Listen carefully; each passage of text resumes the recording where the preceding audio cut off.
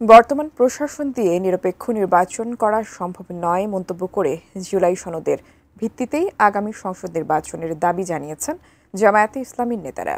এই দাবি বাস্তবায়ন না হলে আন্দোলনের হুঁশিয়ারিও দেন তারা।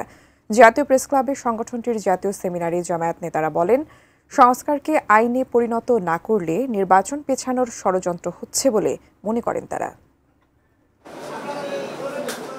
মাঠ পর্যায় থেকে তথ্য সংগ্রহ করে এখন পর্যন্ত জুলাই গণ অভ্যুত্থানের 802 জন শহীদের তালিকা করে জামায়াতে ইসলামী। শুক্রবার জাতীয় প্রেস ক্লাবে দলটির জাতীয় সেমিনারে সেই তালিকার 11তম ও 12তম খণ্ড স্মারকগ্রন্থের উন্মোচন করেন কেন্দ্রীয় নেতারা, যা বাংলা, ইংরেজি ও আরবি ভাষায় প্রকাশ করা হয়েছে। স্বাস্থ্যকর অল টাইম ফ্যামিলি কেক, সব সময় অল টাইম হেলদি লাইফ। সেমিনারে জুলাই অভ্যুত্থানে আহতদের নিয়ে 2 খণ্ডের স্মারকগ্রন্থেরও উন্মোচন করা হয়। এছাড়া জুলাই বিপ্লবের তথ্য উপাত্ত নিয়ে তার্কিশ সহ 4টি ভাষায় julaishahid.com ওয়েবসাইটের উদ্বোধন করেন জামায়াত নেতারা। এই আন্দোলন শিক্ষার্থীদের দ্বারা শুরু হয়েছে, এটা নিয়ে আমাদের কারো কোনো সন্দেহ নাই। যদিও শিক্ষার্থী শুরু হয়েছে, পরবর্তীতে সবাই সেখানে অংশ নিয়েছে, কিন্তু আজকে শিক্ষা ব্যবস্থা এবং শিক্ষার্থীদের জন্য কি উদ্যোগ নিয়েছে সরকার? কোনো উদ্যোগ নেয়নি।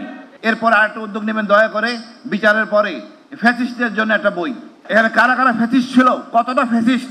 সেমিনারে জামায়াতের 3টি দাবি, বিচার, সংস্কার ও এরপর নির্বাচনের বিষয়টি আবারও তুলে ধরেন জামায়াত নেতারা।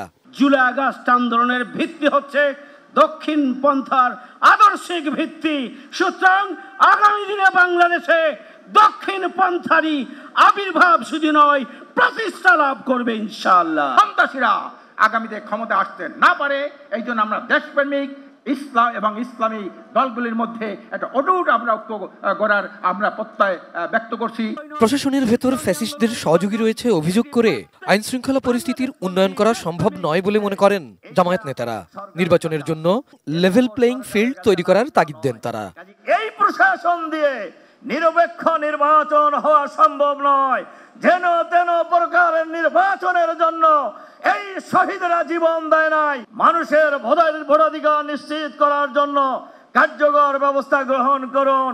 আগামী দিনের বাংলাদেশকে, বাংলাদেশের জনসাধারণকে সত্যিকার যদি স্বাধীন করতে হয়, মানব রচিত মতবাদকে বাংলাদেশের জমিনে দাফন করে দিয়ে জাতীয় সংসদে কোরআনের আইনকে বিজয়ী করতে হবে।